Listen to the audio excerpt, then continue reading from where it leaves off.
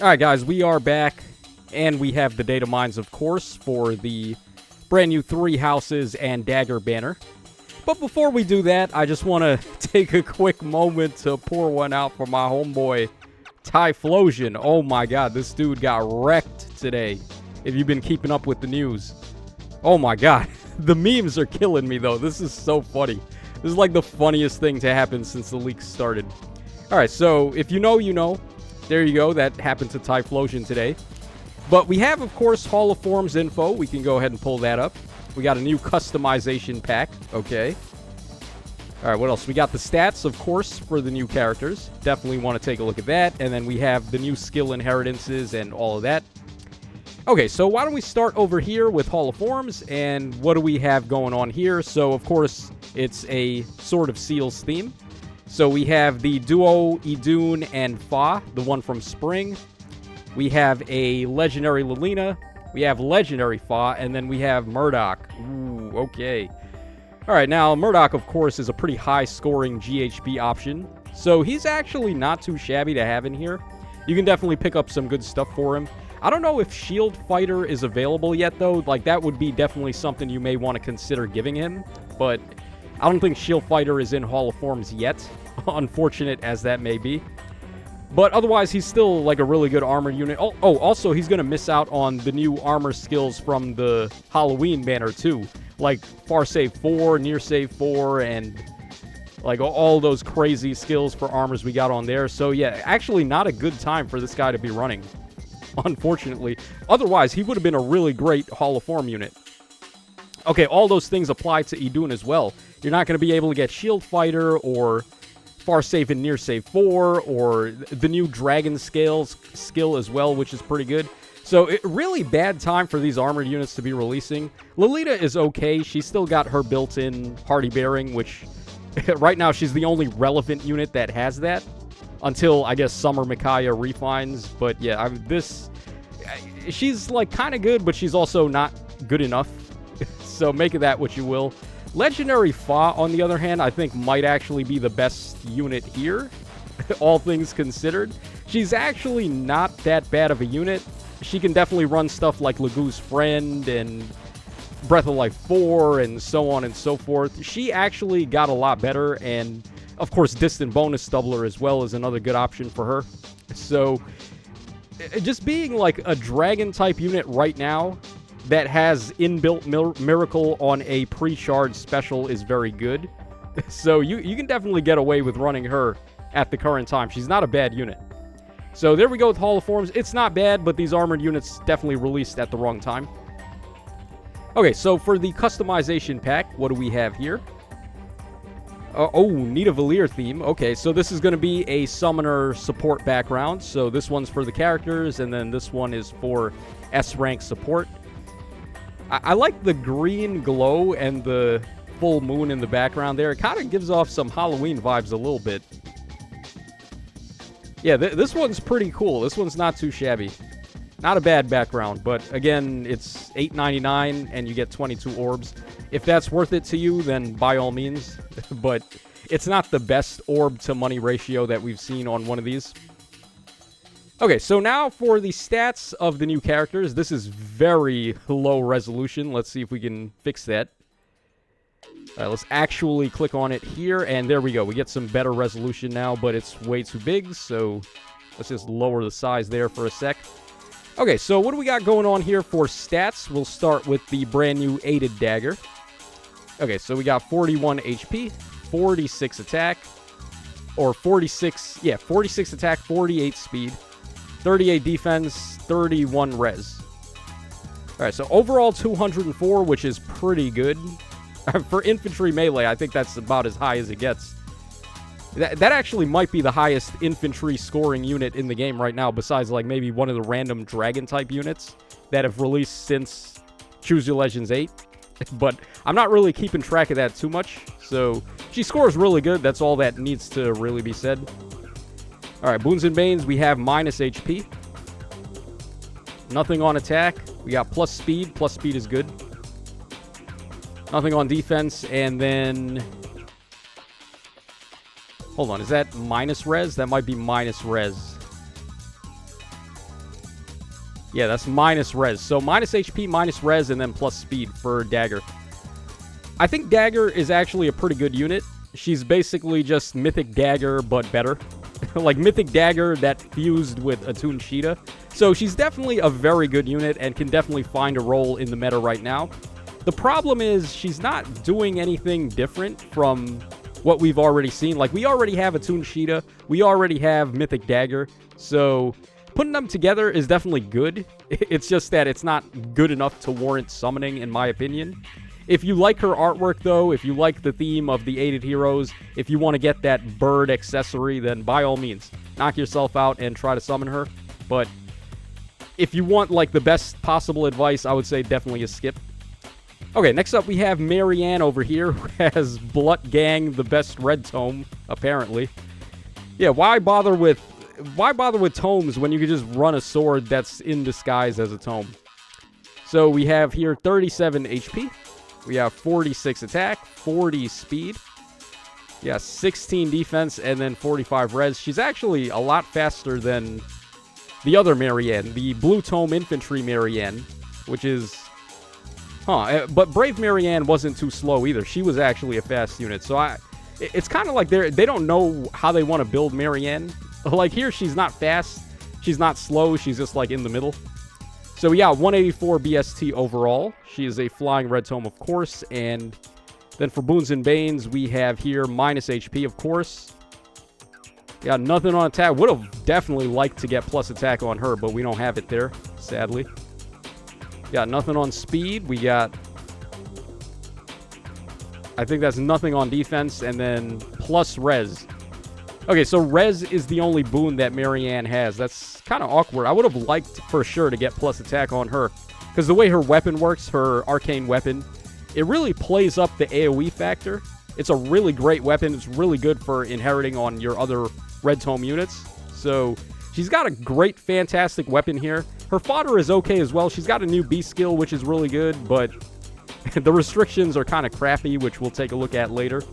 And other than that, I think she's actually like a really good unit, just like Dagr, but she's not worth summoning, if that makes any sense. Right now, we're looking for units that are just completely busted beyond belief, like Brave Felix and Haythrun and things like that. Those are the type of units you want to summon for, but not so much these two unless you're building up a favorite or something like that. Okay, we have Lord Lonato's Lackey up next. All right, so Ash, my boy. Ash Ketchum. We got 39 HP, 44 attack, 47 speed, 27 defense, and 28 res. All right, overall, 185 BST. So he actually is pretty much on par with Marianne in that regard. All right, then stats, we got minus HP. Yeah, nothing on attack there. Yeah, plus speed, though. Plus speed is good. Yeah, also plus defense. Okay. All right, then minus res. So minus HP, minus res, plus speed, plus defense. I guess we'll take it. I mean, this guy, his main role is that he gives Scowl support in 3 columns and 3 rows. That's a pretty wide radius to be doing that. Now, of course, we have Mythic Veil and also Fallen Veil that can do that too. But they only do it in 2 spaces. So this guy doing it in 3 columns and 3 rows is actually a lot better. Then he's also got Curve Shot, which is really good. And then his weapon has like tempo for the new generation.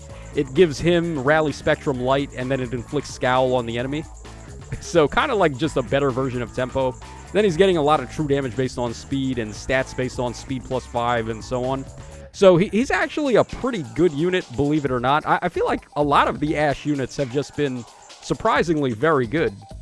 There's definitely someone at Insys HQ that is an Ash stan, it feels like. But yeah, he's not bad either. It's just that I don't think he's worth summoning for in the same regard as these two before him. All right, next up we have Dorothea, who is our demote hero. I'm not complaining at all. She's got the awesome hat that I've been waiting on. This is the only Dorothea design that I like, is her pre-time skip design with the hat. Any character that has an awesome hat, I just like. Like Joshua from FE8 and so on. So we got here 40 HP.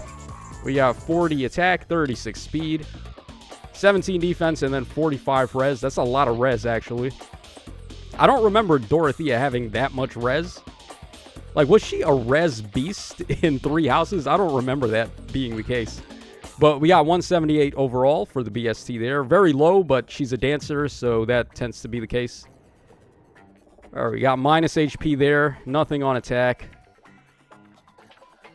Was that nothing on speed either? I guess it doesn't matter. Her speed is not the greatest. Nothing on deep. Wow. Okay, so she has plus res, 49 res. What the hell? What is she doing with all this res? I guess it's good for a dancer because you could just run like ploy level 3 on her, like gold border ploy skills and things like that. Anything that calculates based on res would definitely work on her. Crystalline water, you could run her as an AoE type of unit. You could give her Arcane Plumeria's Tome, which is pretty good for AoEs. So I guess she's got some stuff going on for her. The nice thing, though, is that she's a demote, so she's very easy to get. Well, I shouldn't say very easy, but she's going to be easier to get than everybody else. That's 5-star locked. So as time passes, you'll get copies of her. You'll be able to get her plus 10. Okay, then we have Casper over here. Casper the Friendly Ghost. Okay, so this guy's got 46 HP. We got 48 attack, 44 speed, 32 defense, and then 28 res.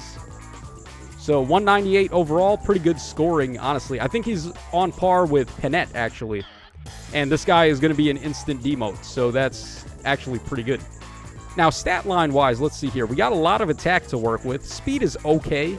It's not, like, awful, but it's not the best. Defense and res are both okay. I would have probably liked a little bit more defense here, but his HP is really nice. That tends to not be the case with a lot of these recent units. They tend to have less HP in favor of more defense or more speed. So, boons and banes for him, we have nothing on HP there. We got plus attack. Plus attack is pretty insane, actually, with this guy. 48 base. Holy shit. Yeah, he's going to be hitting pretty hard. He's got plus speed as well, which is nice. All right, defense is nothing, and then res is minus res. So, I think this guy is actually not too bad.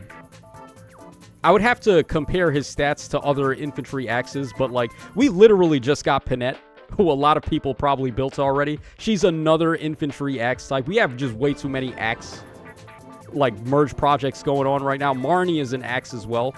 So, when in doubt, Insys just always shoehorns every seemingly good release that's free to play as an axe-type unit. I don't know what the deal is with that. Maybe they feel like they can kind of pigeonhole us into one archetype of character that we can build that's actually good. I don't know why, but whatever. All right, but he does seem okay. And then Metodey. I don't know how to say this guy's name. I don't even care. I don't even, like, really remember too well who this guy is. I do remember him slightly, but I don't really remember him, if that makes any sense. So he's got 41 HP, 43 attack.